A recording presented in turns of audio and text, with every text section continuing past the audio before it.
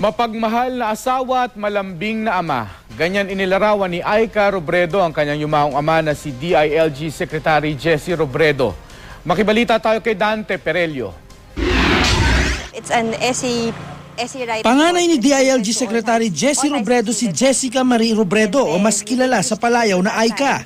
Noong high school si Aika, ginawaran siya ng grand prize sa 2003 Ramon Magsaysay Student Essay Competition. Doon, naatasan siyang magsulat kung sino ang pinakahinahangaan niyang awardee. Ang pinili niya, walang iba kundi ang kanyang ama na pinarangalan ng prestihiyosong award noong 2000. Sa essay ni Aika, kinukwento niya na hindi nagkulang ang kanyang ama sa kanya kahit may tungkulin ito sa iba. At dahil sa ehemplo na ipinakita niya, natutunan ni Aika na walang maliit o malaki sa mga gawain na makakatulong sa kapwa. Na kahit anong gawin mo, kung mag-doktor ka, mag-teacher ka, or kung ano man, kailangan pagbuliin.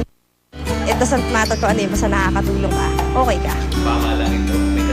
Para kay Aika, tila wala siyang paboritong alaala ng kanyang ama. Dahil para sa kanya, hindi niya malilimutan ang bawat araw niyang nakapiling ang kanyang ama. It's more of the everyday memories yung talagang hindi makakalimutan. Kasi he made sure na kasama siya sa daily routine.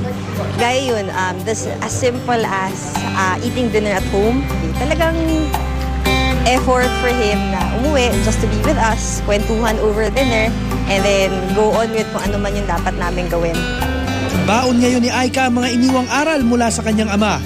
Don't aim for the grand gestures. No matter how simple it is, if it makes someone happy or if it helps someone, it doesn't matter, it's okay. Because that's what counts.